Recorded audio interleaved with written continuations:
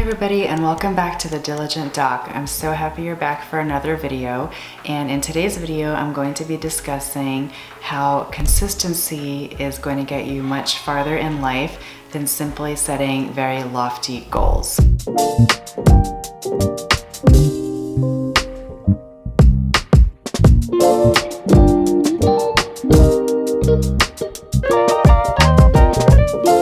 So, of course, goal setting is very important for every single human being out there. I mean, without setting goals, how will you know what you're working towards? Obviously, goals are important. You need to know what you're working towards, but what's more important is figuring out the actionable steps you can take to reach that goal, and then figuring out how you're going to be consistent with setting those goals, taking those action steps every single day. It's not going to be a quick fix to get to where your goal is. It will never be a quick fix. If something or someone says this is going to be a quick way to get to that goal, run in the other direction, because it's simply not going to be effective. And you're going to kind of fall backward and have to start all over again from scratch, and it'll be a continuous cycle. Easiest examples of this is someone who is trying to get healthier or lose a bit of weight. They may have a goal of a certain number of pounds to shed by a certain time frame, but trying to force yourself to limit the sustainability of those efforts is simply not going to work. It's just going to backfire. As someone who has set many goals in my life, and I'm still setting goals as I keep going forward, just because I've achieved a lot of the things I've set out to do doesn't mean I'm done, right? And that's part of goal setting, is that there's no end game. There's no finish line. It's always, once you reach that, what is the next step? What is the next thing that you want to do to level yourself up? And this is not at the expense of your own sanity or your own mental well-being. Of course, you have to take moments where you have rest and breaks and reassess, is what I'm doing really meaningful to me anymore? Who is it for? Is it for me or for someone else? Making sure that you reassess those along the way is very important to keep yourself on track with what you're trying to achieve. One obviously big goal that I have achieved is getting through medical school and becoming a physician, and then later on going into fellowship to specialize. So in a way, this is like the biggest lesson in delayed gratification, I feel, because when you go into medical school or any kind of graduate program, you have to force yourself to have a crappy existence for many, many years, work super hard when everyone else is kind of enjoying their youth, doing what they want to do, hanging out with friends, traveling, working, starting to make money, but you are kind of stuck in school. And then you're stuck in training and you are abused mentally, you don't get enough sleep. You really have to push your body and your mind to the limits when you go through this type of program. But at the end of it all is that glorious degree that will help you get your job and do what you've been wanting to do and work towards for your entire life. So yes, going into medical school, it has been a big lesson for me on how to achieve my goals, because if you try to think about, I'm going to achieve this degree in 4 years and I'm just going to skip ahead and get to it, it's not going to work. You have to put in the time and effort every single day. What that looked like for me personally was I would be putting in 12 hours of study time every single day. I was not a naturally smart or gifted person. I don't have a photographic memory. None of this came easy to me. Science was not easy for me. Physics and chemistry were not easy for me. I had to bust my butt really hard to learn those topics and get good grades. Even though I love biology and I did well, it was also not easy. It's a lot of time commitment, a lot of stress, a lot of hours spent studying and not doing the things that everyone else gets to do. So having to do that every single day for 4 years straight is taxing, but you have to figure out a way where you keep up the mental strength to get through it. So it all comes back to mental agility and mental focus. You can't let the life circumstances around you bring you down so much that you want to quit. If you have a goal, that means you have created habits that nothing can break.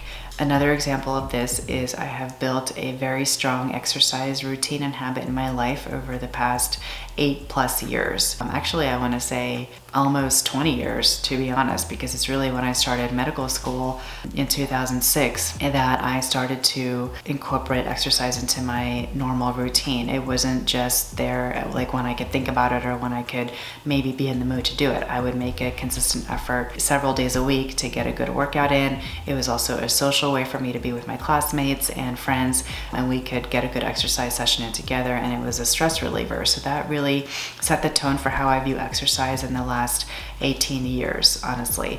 And it's become such a part of my routine that even when times are super hard, I don't let it slide. And it's not because I'm trying to punish myself. No, not at all. It's because that is what keeps me sane. That is what keeps me grounded when I can get my workout in. And it's not something I do every single day, nor should I be doing every day. But when I know that, okay, I've not exercised in 2 or 3 days, it's time, I feel that in me, that it feels worse not to do it than it feels to actually go and do it. So that's when you know a habit has been built, that even when life circumstances around you change, you still want to do that activity. Think about if you've ever not brushed your teeth for a day. You're gonna feel disgusting, I hope. So that's a habit, obviously. That's a very simple one, but that is a habit that you have built. So think of it like that, where you have to find a way that you incorporate it so much that if you don't do it, you become uncomfortable by not doing it. Those are the ways that I have been able to incorporate habit formation in order to consistently keep doing an action to one day get to my final goal, and not to rush the process, because rushing it is not going to help anyone. Speaking of processes, the second aspect of being able to achieve big goals is to focus on the process. Yes, you have a big goal in mind for the future. Well, how are you going to break it down? You have to trust the process along the way, that you're doing all the steps you can, or at least, even if not 100% compliant, because who can be 100% compliant? At least try to be 60, 70, or 80% compliant so that you're working towards that goal. For instance, we paid off our student loans, yay, a couple years ago, and kind of a big deal because the total of our student loans was about $370,000. So it was not a tiny sum, but the way we did that was we consistently put a certain chunk of money towards those loans every month. We put it aside. We didn't think about it. We just did it. When I had the opportunity, we would do some extra work or extra moonlighting on the side, and all of that was specifically funneled into the student loans. So again, talk about delayed gratification. You have to sometimes make those sacrifices where you want something fancy or exciting, or like you want to go on a trip, but instead of doing that now, know that you can do it later. But right now, the more urgent thing, the more urgent task is to tackle the student loan. So I'm going to funnel everything I can into that now when I can do it. So by doing that, we knocked out our student loans, and I can't tell you how happy I am about that. And it's a big weight off our shoulders, and it's very freeing to not have that burden on us anymore. And you can make a game out of it, you know, so every time we could knock down our student loans each month, it was a game to see, okay, we only have this much left, we only have this much left, and keep doing the same actions that will help you to achieve that goal in a shorter amount of time than if you kept putting it off and procrastinating. The third way to assure that you can create and maintain good habits is to track them. So there's a reason why there's so many apps out there that help you track what you're doing. So for example, I use the Peloton bike and the app, and it tracks how many workouts you do in that week and how many workouts you've done total altogether ever since you started using the app. And for me, it's gamification that makes me want to keep striving to do more. So for example, I might see that I've hit 100 bike rides and I can't wait to get to 200. So I have that goal in place to get to the next number for my own satisfaction, right? So tracking it and knowing how much you're doing is going to help you change your behaviors to get to the goal that you want to get to. Another example of this is in the last few months, I have really been tracking consistently what I eat, especially the protein consumption that I have, and making sure that I get the right amount of protein. You can't do that by guessing, you know, so I have used a food scale. I use it every day to make sure that I'm getting the right amount of protein per day to meet my goals. Because without it, if you're just doing guesswork, then there's no way to know if you're on track or not. So if you don't know if you're on track, then months down the road, you haven't made any progress and you're going, what happened? And then you feel like you're starting over from scratch, and it's very easy to give up at that point. So rather than going through that guesswork, start with serious tracking of your goals and your habits now, so you can see where you need to change and pivot down the road. The next way that you can incorporate habits and stay on track is to have accountability methods. So for me, a lot of my goals, I am accountable to myself. I have built that in myself, where if I don't do something that I say I'm going to do, I have to answer to myself, but that's not something that works for everybody. If not most people, if there's no one for you to answer to, you may not want to do it. And that's okay. I mean, we're humans. That's how we're built. So if you have someone else that you're accountable to, for example, if you know you're going to work out with your friend on Saturday, you're going to make it there. You don't want to cancel last minute because they're counting on you, unless of course there's an emergency or whatever. But if it's more doable to have someone there to be accountable to, that will help you achieve your goals. Maybe it's something as extreme as you're gonna announce it on social media or to everyone you know that, hey, I have this goal of I'm going to do X in the next 6 months, and you show your progress along the way. That's a form of accountability too. So whatever method you need to stay accountable, find what works for you and make sure you keep that going. The next way to make sure that you can stick to your habits and reach your goals is to remember that life circumstances are going to change, and it doesn't mean you have to be rigid. So you do have the ability to be adaptable and flexible. And so if that means, okay, I'm due to work out today, but I wake up feeling extremely sore, extremely fatigued, I didn't get good sleep last night, today's a busy day where I have to take my kids to their activities and I have to work, it is okay to say I'm not going to do it today, and tomorrow is another day that I will plan to do it tomorrow and build it into my schedule. It's not fruitful at a certain level to say I'm going to be 100% rigid and I don't care who else this affects, but I'm going to do the thing that I said I was going to do, because sometimes it's just not doable, right? Yeah, if something comes up, if your kid is sick and you need to take them to the doctor rather than going and doing your workout class, obviously you're going to take the priority of taking your kids to the doctor. And you just have to roll with the adaptability that life requires of us. That doesn't mean that, okay, well, today I couldn't do the workout I said I was going to do, so I might as well just give up. That also doesn't work. You have to say, all right, well, this couldn't happen today, but how can I make sure I get this done tomorrow and make sure it happens? So just having the ability to go with the flow and be flexible without it making you just quit and have to start all over again is key to building good habits and sustaining them. The sixth thing that will help you stick to your habits is to celebrate the small wins.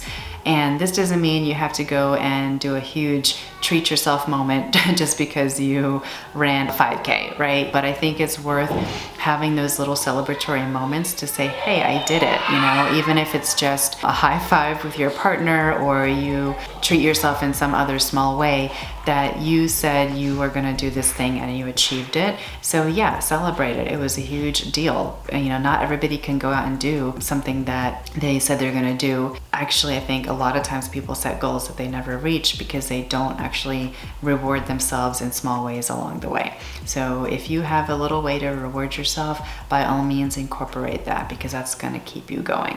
One of the ways that I learned about doing this is I had this journal. It was a calendar/journal called the Commit 30 journal. I used it for several years, and you would set a goal that you wanted to do every day for each month. So for example, if you wanted to meditate every day, that would be your monthly goal for January. And every day that you did it, you would check off that day in the calendar. And if you did every day for 30 or 31 days, then what was the reward that you were going to give yourself? So that was eye-opening to me that, hey, yeah, okay, I have set these goals, I've worked hard to achieve them, so it's okay to reward myself in some way. And no one else has to know about that reward. It's just for you, something that will keep you going and give you a boost, because it is important to be rewarded for hard work. And the seventh way to make sure that you can continue your habits and your goals is to remember that the crux of it all comes down to your mindset and mental resilience. So all of the goals that we set in life, I think, are really driving us toward self-improvement and bettering our lives and the lives of our families. And so if we understand that there is no perfection, there's only growth and there's only resilience, and that will get you through anything in life, that is a great way to focus on and approach your goals and your habits. No one is going to be perfect. I'm not perfect in anything that I do. That is for darn sure. But I try to be consistent and have integrity and be accountable to myself and to others, and to be a good role model to others too. And so if you always think about, this is about my growth and my personal endeavor, that if nobody was watching me, if nobody knew what I was doing, would I continue to do this activity? If the answer is yes, then that is the biggest driver that will tell you you're going to be successful. So keep at it, keep up that mental resilience, keep up that mental toughness. You're a lot tougher than you think you are. You've handled a lot more than you think you have, so you can keep doing it. So I hope this video was helpful for you as you work on your goals and habits. And if there's anything that you'd like me to address in the next video about goals, I'd love to hear them. Or if there are other ways that you incorporate goals and habits into your life, I'd love to hear those too. I hope you check out my next video, and I'll see you next time. Thank you. Lipstick on your lips. Because I want to wear lipstick on my lips. That's why.